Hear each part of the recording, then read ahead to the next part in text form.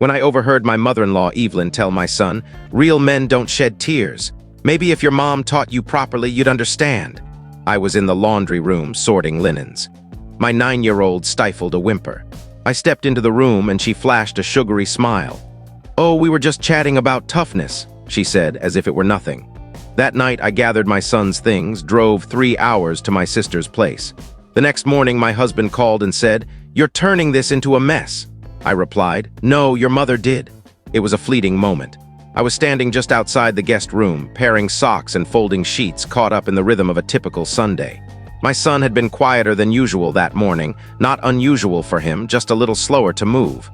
He's always been a gentle spirit, the kind of kid who feels everything deeply. He tears up at animated movies. He chats with bugs. He says sorry to flowers if he accidentally crushes them. I've always seen that as a strength, not a weakness. But I knew she didn't agree. My mother-in-law arrived on Friday. She's the type who smiles with her mouth but not her heart. Her words are sharp, always cloaked in kindness. Everything's a subtle jab. I've dealt with it for years. She critiques my meals with faint praise. "It's nice how you keep things so simple." She calls her home charming, implying ours is cramped. She brings lavish gifts for my son, then notes how few toys we own. I've tolerated her because it was easier. I used to convince myself she meant no harm, that I was too touchy. But this time was different. I didn't even know my son had gone into her room. Maybe he was just being courteous. Or maybe he wanted to feel grown-up, talking to her like an adult. I don't know what he said first. All I heard was her voice, steady and sure, like she was offering wisdom. "Real men don't shed tears. Maybe if your mom taught you properly, you'd understand." Then silence. Then a small, choked sound. I know that sound. It's what he does when he's fighting tears in front of others. I stopped, a sheet half folded in my hands. My stomach churned. It wasn't just her words. It was the certainty in her tone, like she was stating a truth, like I'd failed him, like he was wrong for being tender, for being himself. I walked in. She sat on the bed, poised in her robe. My son was on the floor, back against the bed frame, head bowed. He was blinking hard. She gave me that smile like nothing was wrong. "Oh, we were just chatting about toughness," she said, her voice dripping with innocence. I didn't respond. I looked at my son. He wouldn't meet my eyes. His cheeks were flushed. His lip quivered. I left without a word. I didn't cause a scene. That's me. I don't shout. I don't break things. When I shatter, I go still. That night, after everyone was asleep, I packed. My husband was oblivious, dozing on the couch, the TV flickering. I moved carefully, quietly. A few outfits for my son, his toothbrush, his battered stuffed lion, the one he clings to after nightmares, a couple of his favorite books. I tucked them into his backpack. He didn't ask why when I woke him. I whispered, "Let's go," and he followed silently. We drove 3 hours to my sister's. He stared out the window the whole way. I kept glancing at him in the rearview mirror, his small face lit by passing streetlights. He didn't cry. That made it hurt more. My sister answered the door in her robe. I didn't say much, just asked if we could stay. She hugged us, made up the guest room. She waited until morning to ask questions. The next day, my husband called. "No, are you okay? No, how's he doing?" Just a sharp, "You're turning this into a mess." I said the only thing I could. "No, your mother did." Then I hung up. He hasn't called again. I keep replaying her words, her tone. Like she had the right to judge me. Like she could decide what kind of boy my son should be. She's not the one who comforted him through bad dreams. She didn't sit up with him through fevers. She wasn't there when he came home from school, sobbing because a kid mocked him for crying during a fire alarm. She didn't see him try to be strong. I did. I see everything. And I'm done. It's been 4 days since we left. My husband hasn't visited. His texts are brief, logistical. Is he staying in school? When are you coming back? What do I tell my mom? Not once has he asked about his son's heart. I barely answered. When I did, it was short. Yes, I spoke to the school. No, I don't know when we're returning. Yes, we're safe. Our son is safe. That's all I care about now. My sister's been a godsend. Her house is chaotic, full of kid clutter, but it's warm. My son's eating again. Sleeping better. Her daughter, a year older, has been dragging him into blanket forts in the living room. Last night, I found them giggling under a sheet with flashlights, like the world hadn't cracked. But I see it in him, the way he tenses when voices get loud. How he goes quiet when my sister's husband enters. He's wary. It's not just what Evelyn said. It's that it came from someone he trusted. And that no one, not even his dad, stood up for him. That's what gnaws at me. Because this isn't the first time my husband let his mother's cruelty slide.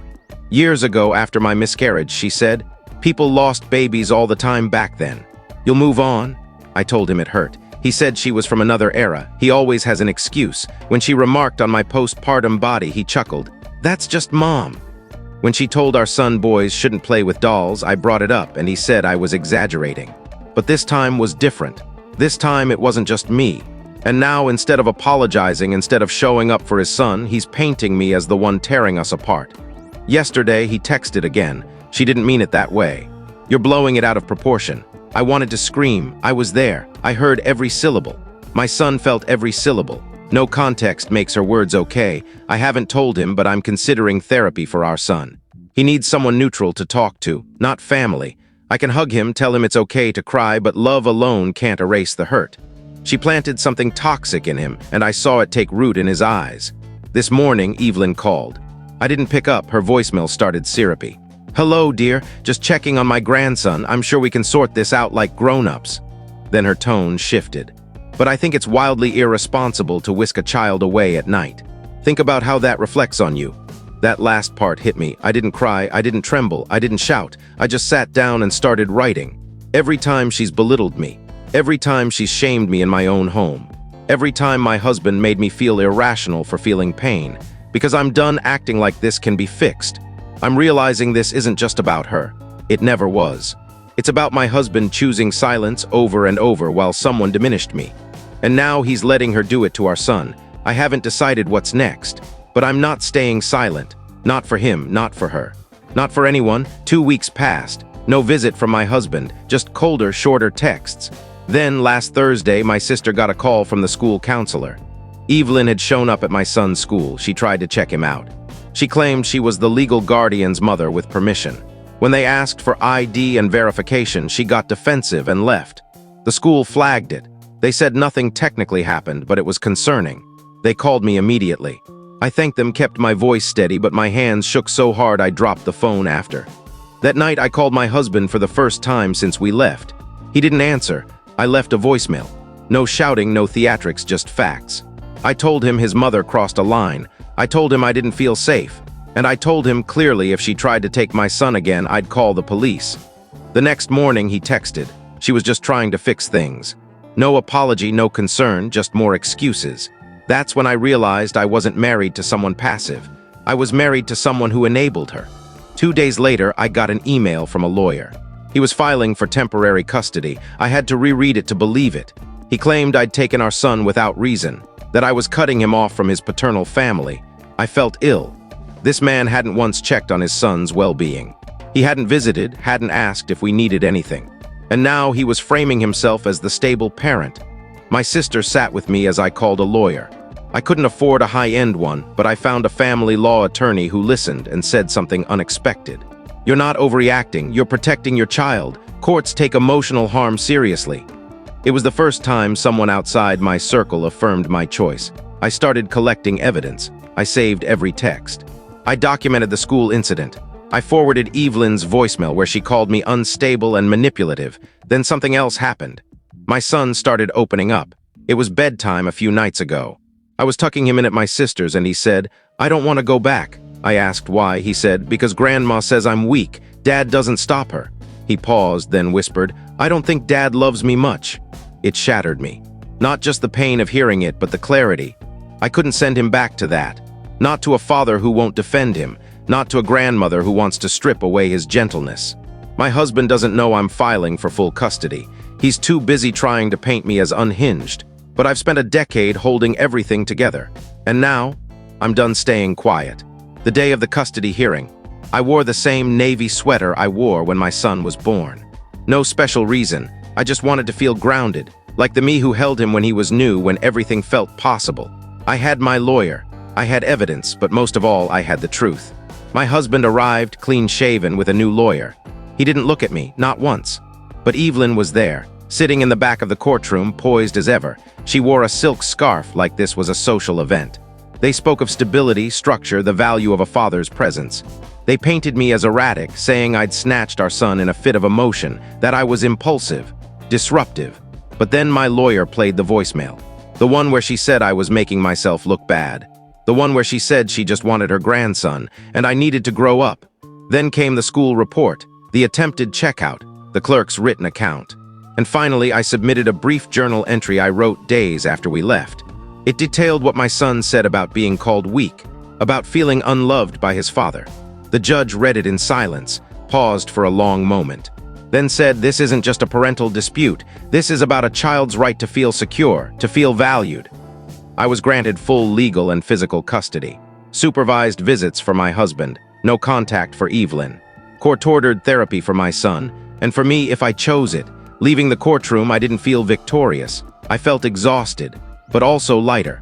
That night, I sat on the couch while my son slept in the next room at my sister's. I finally let myself cry, not from grief, from relief. A week later, a package arrived, no note, just a small box. Inside was the stuffed lion I'd forgotten in the rush to leave. I don't know who sent it. Maybe my husband. Maybe someone else. It didn't matter. It went back on my son's pillow where it belongs. My husband called a few times after, left messages saying he wanted to talk, said he wasn't himself at the hearing, said we should move forward. I didn't call back. He let his mother wound our son and tried to punish me for protecting him. He made his choice. So did I. I started working again. Took a part-time office job near my sister's, nothing fancy, but it's enough. My son started therapy. He's talking more now, still quiet. But when he cries, he doesn't hide. Last week, he asked if real men can like stars. I said, "Real men can love anything that makes their heart sing." He nodded like that was obvious.